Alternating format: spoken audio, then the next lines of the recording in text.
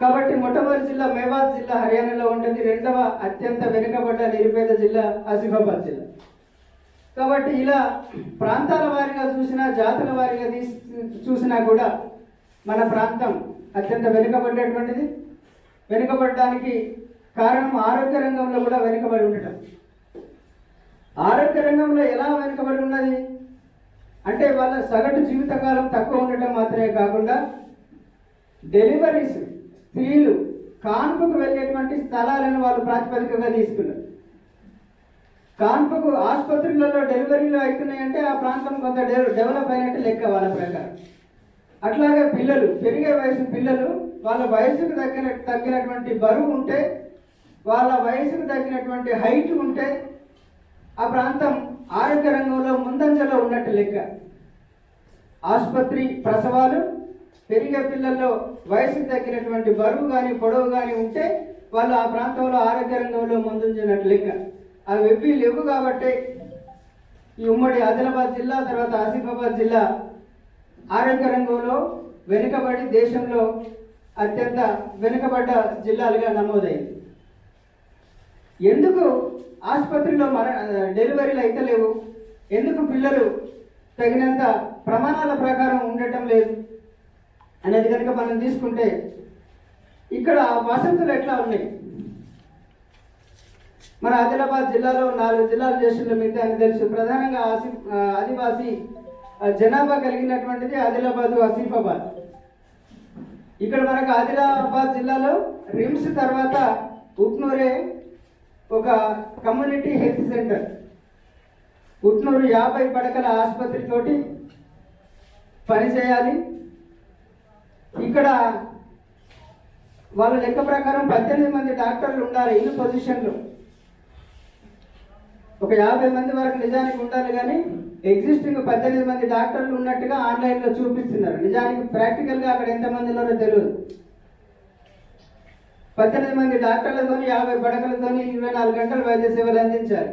అంటే ఎక్స్రేలు, స్కానింగ్లు అన్నీ చూస్తానట్టుగా ఆన్లైన్లోనైతే నమోదు చేస్తాను. ప్రాక్టికల్గా ఏం జరుగుతుందో మీకు అనుభవం. రిమ్స్లో కూడా పేపర్లలో కూడా వస్తున్నది మీరు చూస్తున్నారు, మీకు అనుభవం కూడా. రిమ్స్ ఒక బోధనా కళాశాలకు సంబంధించినటువంటి హాస్పిటల్. దాంట్లో ఏమాత్రం నాణ్యత లేని సేవలు, సరిపోనటువంటి సేవలు అనేటువంటి అందుతున్నాయి. ప్రొఫెసర్ల సంఖ్య కూడా సరిపడ్డట్టుగా లేదు. 21 మంది ప్రొఫెసర్లకు 7 మందే ప్రొఫెసర్లు ఉన్నారు. మిగతా ప్రొఫెసర్ల తర్వాత ఉండాల్సినటువంటి వాళ్ళు కూడా అదే స్థాయిలో ఉన్నారు. నర్సుల పరిస్థితి, వార్డు బాయ్ల పరిస్థితి కూడా అట్లాగే ఉంది. కాబట్టి ఆ కళాశాలలో చదివేటువంటి విద్యార్థులకు, వైద్య విద్యార్థులకు బోధన అందుతలేదు. అంతేకాకుండా ఆ ఆసుపత్రికి వచ్చేటువంటి రోగులకు కూడా అందాల్సిన స్థాయిలో సేవలు అందటం లేదు. అంటే ఒక 30% కూడా అందలేవని చెప్పవచ్చు. రిమ్స్ హాస్పిటల్ తర్వాత ఇది మన కమ్యూనిటీ హెల్త్ సెంటర్. ఇది ఆసిఫాబాద్లో 2 కమ్యూనిటీ హెల్త్ సెంటర్స్ ఉన్నాయి. ఒకటి ఆసిఫాబాదు, రెండవది సిర్పూర్. ఈ 2 కూడా ఉట్నూరు మాదిరి 50 పడకల ఆసుపత్రులతోని నడవాలి. ఆసిఫాబాద్లో ఇట్లా 50 పడకల ఆసుపత్రితో 24 గంటల వైద్య సదుపాయం, ఒక కనీసం 50 మంది డాక్టర్లు ఉండాల్సిన దగ్గర పొజిషన్లో 6 మంది డాక్టర్లను చూపిస్తున్నారు. ఆసిఫాబాద్ కమ్యూనిటీ హెల్త్ సెంటర్లో 6 పనిచేస్తున్నట్టుగా చూపిస్తున్నారు. కానీ ప్రాక్టికల్గా అక్కడ ఒకే ఒక సూపరింటెండెంట్, ఆయన వారానికి 1 రోజు మాత్రమే ఆసిఫాబాద్ హాస్పిటల్కి వస్తాడు. ఆయన తర్వాత ఆయనకు అసిస్టెంట్ ఒక కాంట్రాక్టు మహిళా డాక్టర్.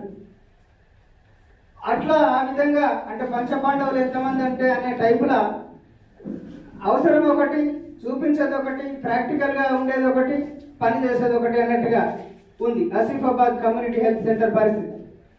అట్లాగే తిరుపూర్ కమ్యూనిటీ హెల్త్ సెంటర్ కూడా సామాజిక ఆరోగ్య కేంద్రాలు అంటారు తెలుగులో. అక్కడ ఇంకా మరీ దారుణం. అక్కడ 47 మంది డాక్టర్స్ శాంక్షన్డ్ పోస్టులు. మీరు నెట్లో వైద్య విధాన పరిషత్ నెట్లో కూడా కొడితే తెలుస్తుంది. 47 మంది శాంక్షన్ డాక్టర్స్ కానీ అక్కడ 6 మంది నియమించబడ్డారు. శాంక్షన్డ్ 47, 6 అపాయింటెంట్లు, ఉండేది ఒకడే.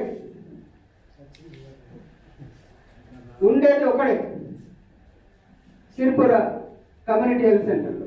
ఇట్లా ఉంటే అంటే 47 మంది డాక్టర్లు ఉండాల్సిన కాడ ఒక డాక్టర్ ఉంటే ఈ సేవలు ఏ స్థాయిలో అందుతాయో మీరు ఊహించుకోండి.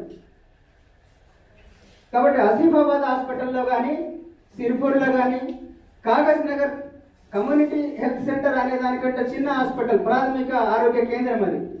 కానీ దాంట్లో మాత్రం డెలివరీస్ అవి చేయాలి కాబట్టి కొంత అది రూరల్ ప్రాంతంలో ఉంది కాబట్టి దాంట్లో ఇప్పటికి ఒక 6 మంది డాక్టర్స్ కొంత సర్వీస్ అయితే చేస్తున్నారు. అయితే నియమించబడ్డ డాక్టర్స్ కంటే కూడా ప్రమాదకరమైనటువంటి ధోరణి ఏంటంటే చాలా కాలంగా నాకు కూడా తెలుసు, మా ఫ్రెండ్స్ కూడా చాలా మంది ఈ ప్రాంతంలో చేస్తాను కాబట్టి 6 డాక్టర్స్ ఉన్నారనుకోండి ఒక హాస్పిటల్లో, 6 ఒకరోజు రారు. ఒక డాక్టర్ కంటిన్యూగా 5 రోజులు వస్తాడు. ఆయన ఒక 25 రోజులు వెళ్ళిపోతాడు. ఇక ఎటన్నా పోతాడు, ఆయన ఇష్టం. ఇంకొక ఆయన రొటేషన్ మీద ఒక 5 రోజులు చేస్తాడు. అంటే 6 పంచుకుంటారు, మనిషి ఒక 5 రోజులు, 6 30 వస్తాయి. ఈ రకంగా 47 మంది ఉండాల్సిన కాడ 6 ఉంటారు, 6 పంచుకొని ఒక ఆయన చేస్తాడు. ఆ ఒక ఆయన ఏమాత్రం సర్వీసులు ఇస్తాడో ఇప్పుడు పొందుతున్నటువంటి సర్వీసుల ద్వారా కూడా మనం చూసుకోవచ్చు. అంటే ఒక అవసరం ఉండి హాస్పిటల్కి వెళితే అక్కడ 6 డాక్టర్స్ ఉండాల్సిన కాడ ఒక డాక్టర్ కనిపిస్తే గగనం. ఆయన చేయలేక ఆ పేషెంట్ని ఇక్కడ కాదు అని ఆయన పై హాస్పిటల్స్కి పంపటం. అంతేగాని వాస్తవంగా అక్కడ సర్వీసులు అందిస్తే 6 నుండి చేసినా అది వేరుగా ఉంది. ఈ 6 ఇక్కడ పనిచేస్తలేరనే విషయం డిఎంఎండ్హెచ్ఓకి తెలుసు, అందరికీ తెలుసు.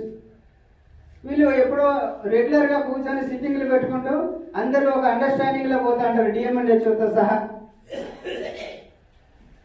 కాబట్టి ప్రాక్టికల్గా అక్కడ సర్వీస్ అనేది అందుతలేదు. కాబట్టి సర్వీస్ యొక్క స్థాయి ఎంత ఉంటుంది? దాదాపుగా శూన్యం. కాబట్టి ఈ ట్రైబల్ ప్రాంతాలలో, ఆదివాసీ ప్రాంతాలలో ఆదివాసులు కానీ ఆదివాసీయేతరులు కానీ వాళ్ళ అవసరాల కోసం, ఆరోగ్య అవసరాల కోసం ఎక్కడికి వెళ్ళాలి? హాస్పిటల్లో లేకపోతే ఎక్కడికైనా వెళ్తారు. ప్రైవేట్ హాస్పిటల్స్కి వెళ్ళడానికి కూడా ఇక్కడ నిజానికి చాలా ఇబ్బంది. ఎంత పేదవాళ్ళకైనా మైదాన ప్రాంతాలలో, నగర ప్రాంతాలలో గవర్నమెంట్ హాస్పిటల్ కాకపోతే ప్రైవేట్ హాస్పిటల్స్ అనేవి ఉంటాయి. ఒకవేళ ఆస్తులు అమ్ముకొని బాగు చేసుకోవాలంటే కూడా నిజానికి ఇక్కడ ఎంబీబీఎస్ డాక్టర్లు కూడా ఉండటం గగనమే. ఈ ఆసిఫాబాద్, కాగజ్ నగర్, ఉట్నూరు ప్రాంతాలలో మొన్నటిదాకా ఇక్కడ కూడా ఒక ఎంబీబీఎస్ డాక్టర్లు ఉన్నారో లేదో నాకు డౌటే. మీ ఉట్నూరులో ఒకరు ఉండవచ్చు, ఉంటే ఇప్పుడు ఉన్నారు, మొన్నటిదాకా లేదు. ప్రైవేట్లో వాళ్ళే బయట చూస్తారు. కాబట్టి ఆరోగ్య సేవల స్థాయి చాలా దారుణంగా, చాలా వెనుకబడి, అంటే మనం ఒక 70-80 సంవత్సరాల కింద అసలు వైద్య సేవలు అనేటువంటి వైద్య శాస్త్రం అభివృద్ధి కాకముందు, డాక్టర్లు ఉత్పత్తి కాకముందు పరిస్థితి ఎలాగ ఉందో ఆదివాసీ ప్రాంతాలలో ఈ రోజుకి వైద్య శాస్త్రం అభివృద్ధి అయ్యి డాక్టర్లు ఉత్పత్తి అయ్యి కూడా అవేమీ జరగనట్టుగా ఇంకా ఆదివాసీ ప్రాంతాలు మనుగడలో ఉన్నాయి. అది నిజానికి చాలా సిగ్గుచేటు.